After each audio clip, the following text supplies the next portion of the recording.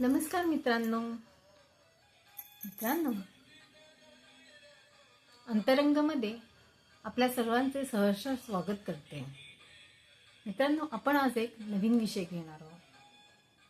तो विषय आहे फ्रॉड, किंवा आपण त्याला म्हणू शकतो की लोकांची केलेली फसवणूक. खरं तर मित्रांनो, ही फसवणूक झाली आहे ती आमच्याच बाबतीत. जे फसवणूक झाली नाही, होता होता आम्ही वाचलोय. तर मित्रांनो, ही फसवणूक कशी केली जाते, का केली जाते, याविषयी आपण थोडंसं जाणून घेऊया. आणि मी तुम्हाला जे आमचा अनुभव आहे तो मी तुम्हाला सांगते, की ज्यामुळे तुम्ही तुमचं स्वतःचं संरक्षण करू शकता, तुमच्या गाडीचं संरक्षण करू शकता, तसंच तुमच्या जे काही ऐवज आहे त्याचं संरक्षण करू शकता. तर मित्रांनो, हा फ्रॉड होतोय, हा गाड्यांच्या बाबतीत घडतोय. आता एक नवीन ट्रेंड आला आहे मार्केटमध्ये. त्या ट्रेंडनुसार आपण आपली जेव्हा गाडी बाहेर नेतो, मग ती 4 व्हीलर असो 2 व्हीलर असो, हे मोठ्या प्रमाणात 4 व्हीलरमध्ये घडतंय. तर आपण आपली 4 व्हीलर जेव्हा बाहेर नेतो, कुठे काही कारणास्तव जातो, ऑफिसला जातो, तेव्हा 4 व्हीलरचा आपण जनरली वापर करतो. तर तसंच माझे मिस्टर ऑफिसला 4 व्हीलर कधी कधी वापरतात. तर त्या पद्धतीने ते ऑफिसला गाडी घेऊन गेले होते. येताना झालेली ही गोष्ट आहे. अगदी जाताना गाडी व्यवस्थित ऑफिसला गेली, काम झालं, कुठे जायचं बहुतेक तिथे जाऊन आले, ते सगळं अगदी छान झालं. आणि यायच्या वेळेस नेहमीप्रमाणे ते निघाले व्यवस्थित आले, अगदी पूर्ण अगदी भिवंडी रोडपर्यंत आले, कोणगावपर्यंत आले. कोणगावात गाडी प्रवेश झाली. कोणगावात आल्यानंतर त्यांना एक अनुभव आला. तो अनुभव असा की मागनं एक बाईकवाला आला, ज्या बाईकवर एक माणूस मागे बसला होता. असे ते 2 जण होते. आले आणि पटकन माझ्या मिस्टरांना म्हणतात की अहो सर, तुमच्या ना गाडीतून आग येते म्हटल्यावर थोडेसे हे बाचकले की बोनेटमधनं आग येते. ते घाबरले. जे की एक सामान्य माणसाचं, प्रत्येक सामान्य माणसाचं जे रिॲक्शन असतं तेच रिॲक्शन त्यांच्या बाबतीतही झालं. आग येत असल्यामुळे ते घाबरले. त्यांनी गाडी बाजूला घेतली. अगदी त्यांनीही सांगितलं गाडी बाजूला घ्या. बाजूला घेतली. अगदी ते बाजूला घेईपर्यंत थांबले. मग नंतर ते बोलायला लागले मी तुम्हाला आग दाखवतो वगैरे. आणि मग त्यांनी बोनेट उघडलं आणि काय कशाला हात लावला आणि काय केलं माहीत नाही, पण त्या व्यक्तींनी बोनेटमधनं आग निघताना दाखवली. त्यामुळे हे थोडे कचरले, घाबरले. हे बोलले अरे बापरे, काय झालं आता, किती मोठा आपला प्रसंग आला असता किंवा काय घडलं असतं काही सांगू शकत नाही, आणि हे कोणाच्याही बाबतीत घडू शकतं. तर त्यामुळे ते थोडेसे कचरले, पण ते न डगमगता त्यांनी गाडी बाजूला घेतली. मग ते बोलता बोलता ती 2 जण जे बाईकवर आले होते ते बोलायला लागले अहो मागे ना इथे एक गॅरेज आहे, तिथे तुम्ही ही गाडी इथे बंद करून ठेवा आणि त्या गॅरेजवाल्याला मेकॅनिकला बोलवा, असं बोलायला लागले. तर थोडंसं हे म्हणजे थोडं वेगळेपणा वाटला, कारण माझी गाडी आहे होंडाची, आणि होंडाच्या आम्ही शोरूमच्या सहसा गाडी कोणाच्या हातात देत नाही, किंवा कोणाकडे रिपेअरलाही देत नाही, किंवा कोणत्या मेकॅनिकलाही ती गाडी आम्ही हातात देत नाही. त्यामुळे त्यांनी थोडंसं त्या व्यक्तींकडे दुर्लक्ष केलं. पण हे सगळं त्यांनी ती अग्नी वगैरे दाखवताना त्यांनी आणखीन एक गंमत केली. त्यांनी अगदी ह्यांच्याकडनं पाण्याची बाटली मागितली. त्यांनी पाण्याची बाटली दिली आणि चक्क ते पाणी त्यांनी स्वतःचे हात धुवायला काय वापरले. आणि थोडं बोलायला लागले नाही मागे आहे गॅरेज, तुम्ही जा, असं तसं थोडंसं इनडायरेक्टली त्यांना प्रेशराईज करण्याचा प्रयत्न करत होते. पण ह्यांनी त्या माणसांकडे दुर्लक्ष केलं, कारण ती शेवटी आपल्याला अनोळखी होती आणि आमची गाडी तर नेहमी हुंडाईमध्ये जाते. त्यामुळे मग त्यांनी हुंडाईच्या आमच्या ज्या रेग्युलर ज्या मॅडम आहेत त्या मॅडमना फोन केला, त्यांना बोलले. तर त्या मॅडम बोलल्या की आपले जे गाडीसाठी जे असिस्टंट्स असतात, रोड साईड असिस्टंट, त्यांचा नंबर दिला. त्या रोड साईड असिस्टंटशी बोलले. ते बोलले हो ठीक आहे आम्ही येतो.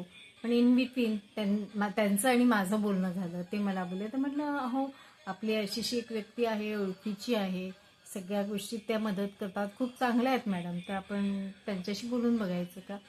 तर बोलले ठीक आहे तू बोलून बघ म्हणून.